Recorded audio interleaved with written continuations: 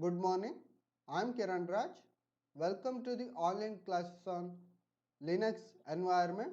Today we'll be discussing about different services that is provided by the operating system or the kernel and some of the assumptions about the hardware. Operating system services.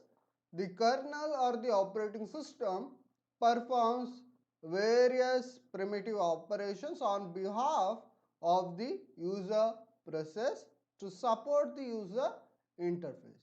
So most of the time the kernel or the operating system performs several tasks or performs several operations because of the request from the user processors, and it will be also supporting the user interface. Now let us see some of the services that is provided by the kernel. So kernel is going to control the execution of the process. So it will allow the creation of the process. So it can create the process, it can terminate, or it can suspend the execution of the process, and it is also useful in maintaining the communication between the processor. Scheduling the process fairly for the execution on the CPU. As you already know, the Unix system or the Linux system is an multitasking or the multiprocess system. What do you mean by that? That means multiple tasks or the multiple process is executing at the same time. That means the CPU is shared between multiple processes. So how it is going to be executed? There are different architectures are available, so different algorithms are available. The processes will be executing in the timely shared manner. So that means what? Timely shared manner. Let me say that I have 4 processors, and these 4 processors require around 40 seconds, that each require 40 seconds to execute, completely execute. So let me say that I have the time of 10 seconds. Okay.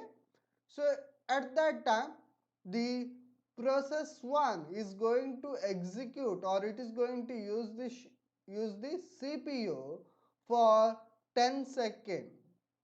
Afterwards it will suspend and the control is given to process 2.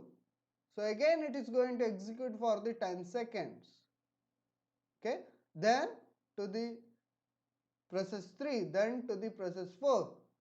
Then it is going to come back to the process 1. So it is going to continue the execution from where it has stopped. Okay. So like that the CPU time is shared here. So that is the time that is given, that is called as quantum time. Okay. So here the kernel suspends when the quantum time expires or the elapses, and the kernel is going to give the control, that is operating system or the this one kernel is going to give the control to the, or it is going to execute the next process. So again the same thing, as soon as the quantum time elapses, it is going to suspend that process and it is going to continue with the next process. After executing all the process, it is going to come back to the again to the process 1. Okay. Allocating main memory for the executing process. While allocating the main memory for the executing process, the kernel will allow, or it will provide the portion of their address space under certain condition. So it is going to provide the main memory also, but it going to protect the private address spaces of the processes. Okay, so here let us say that certain system or the process has run out of the memory. So what it is going to do, it is going to temporarily suspend that process, and it is going to write that process to the secondary memory. Okay, so that it can continue with the other execution. That is called as swap device. So what is swap device? The system runs low on free memory, then the kernel frees the memory by temporarily writing the process to the secondary memory. That is called as swap device.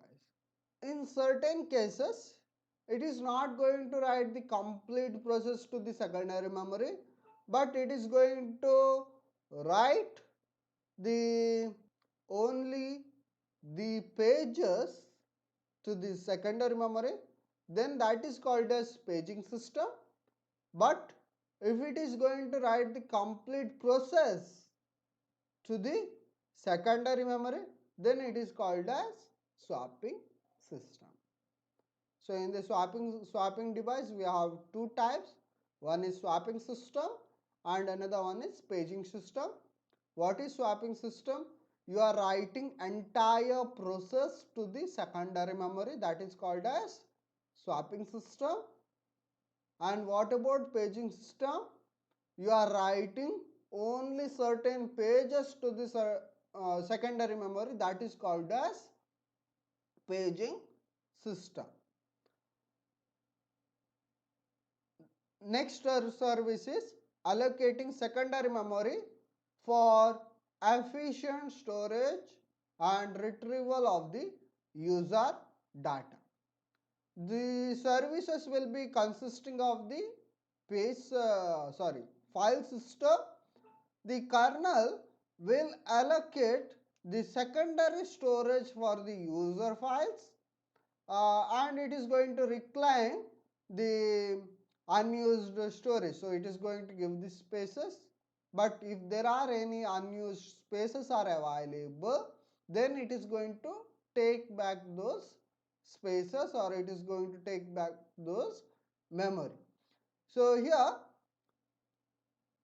it is going to protect the file system or the files from the illegal access also. Okay, and the last services that is provided is, so it is going to allow the process controlled access to the peripheral devices, which can be terminals, tape devices, disk drives, and the network devices.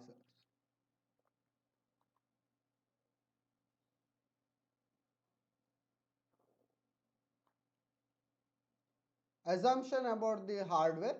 The execution of the user process on the Unix system is divided into two levels.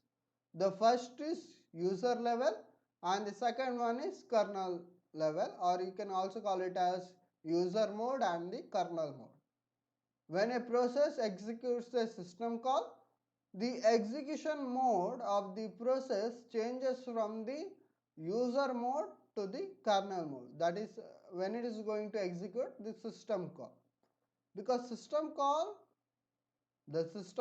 can be generated by the interruption, or it can be generated because of the uh, help required to the user processes. Okay, so here that is system call need to be executed by the kernel. So here the execution mode of the processes change from user mode to the kernel mode. The operating system executes, that is kernel is going to execute and attempts to service the user request, and if if it is not able to fulfill that request, or it is not able to execute the system call or service the system call, then it is going to generate the error code. If the user makes no explicit request for the operating system services, the operating system still does the bookkeeping operation that relates to the user process. So bookkeeping means it is going to keep the every information about the process. Okay, and it is going to handle the interrupts also, schedule the process, managing the memory. So it is going to do every operations that is related to memory and other things also, right? Or the services which was mentioned at the earlier case, right? In the earlier PPT. So whether the user process request or not, it is going to do that, right? It is going to provide the services. So some of the differences between the user mode and the kernel mode execution. The process in the user mode can access their own instructions and the data, but not the kernel instructions and the data. And the user process can also not access the other process. Okay. So in the kernel mode, processes in the kernel mode can access the kernel and the user addresses. Okay. While coming to the user mode, some machine instructions are privileged and result in an error when they are executed in the user mode, but the privileged instructions or the machine instructions can easily execute it in the kernel mode. It is not going to generate the errors.